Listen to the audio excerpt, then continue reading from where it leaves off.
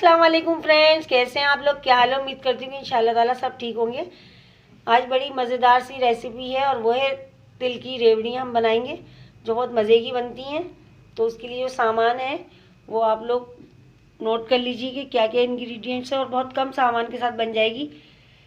इसके लिए मैंने एक प्याली ये सफ़ेद तिल है जिसे मैंने बहुत अच्छी तरह साफ़ कर लिया, और एक प्याली चीनी। अगर आप वैसे मेजरमेंट करें तो आधा पाव तिल है और आधा पाव चीनी।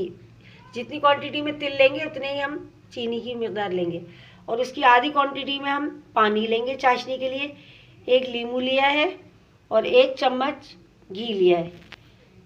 तो चले आइए मज़ेदार सी रेसिपी बनाना शुरू करते हैं। रेसिपी बनाना स्टार्ट करते हैं। एक फ्राइंग पैन मैंने चूल्हे पर रख दिया, गैस ऑन कर दी, और सबसे पहले मैं तिल को रोस्ट करूँगी ताकि क्रिस्पी हो जाए। और बहुत 2-3 सेकंड ही करेंगे, ज़्यादा नहीं, क्योंकि तिल का कलर चेंज नहीं होना चाहिए। बस ये थोड़े से क्रिस्पी करने हैं हमें। नमी ख़त्म हो जाएगी तो ये और अच्छे क्रिस्पी हो जाएंगे और रेवड़ियाँ बहुत मज़ेदार बनेंगी इससे।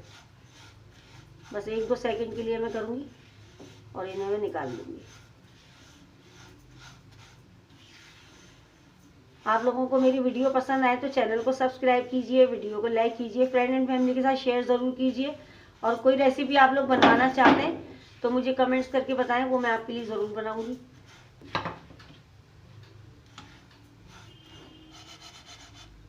ये देखिए आप, ये मैं प्लेट में निकाल रही हूँ। इसी फ्राइंग पैन में मैं चीनी और पानी डालकर चाशनी पकाऊंगी।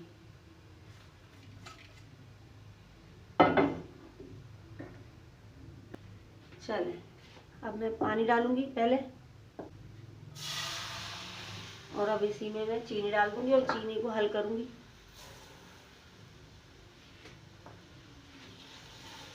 ये चीनी मेल्ट हो जाए और चाशनी को इतना पकाना है।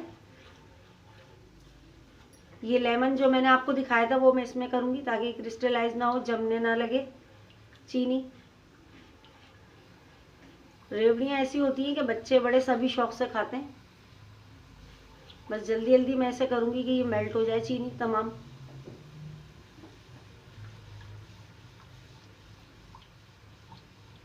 और इसमें मैं लेमन निचोड़ दूंगी ये मेल्ट होने के बाद।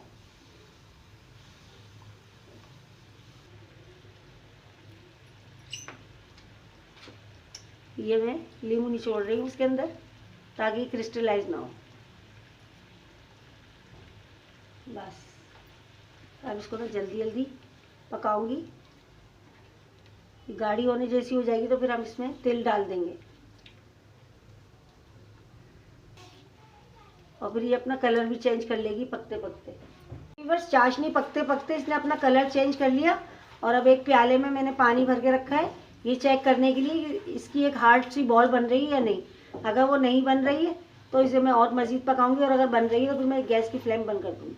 ये देखिए आप, अब मैं ये चेक करती हूँ। ये देखिए, ये देखिए, ये इसकी हार्ड बॉल बन रही है ना। बस हमें इतना ही चाहिए। अब मैं गैस की फ्लेम बंद कर रही हूँ और तमाम तिल जो मैंने दिखाए थे आपको भुने हुए वो इसमें डालकर अच्छी तरह मिक्स कर लूँगी।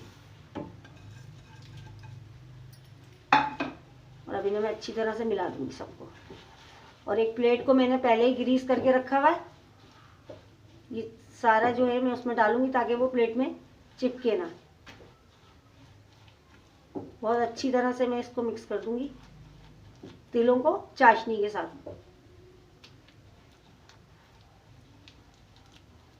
और जो घी मैंने 1 चम्मच आपको दिखाया था वो भी अब इस कंडीशन पे आके मिलाना है। इसको भी मैं मिक्स कर दूंगी।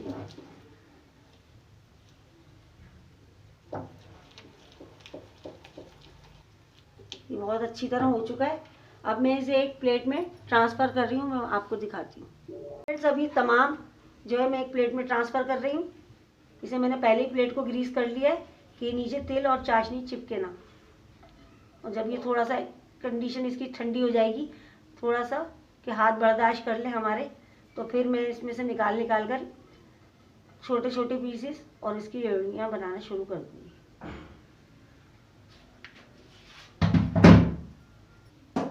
इसको मैं फैला देती हूँ। ये अभी बहुत गर्म है, ये ठंडा होगा तो फिर मैं इसको थोड़े थोड़े से पीस लेकर रेवड़ियों की शक्ल दूंगी।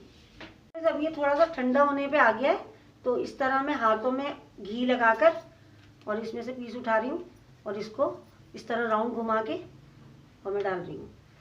आपने देखी होगी बाजार में चपटी रेवड़ियाँ भी आती हैं, थोड़ी मैं चपटी बनाऊंगी और थोड़ी मैं गोल बनाऊंगी। घर में जितने भी लोग हैं सबको साथ में लगा ले, क्योंकि फिर ये कड़क होके जमना शुरू हो जाती है। चाशनी की बनी हुई है, जाहिर है अलग अलग करके डालें ताकि जुड़े ना आपस में।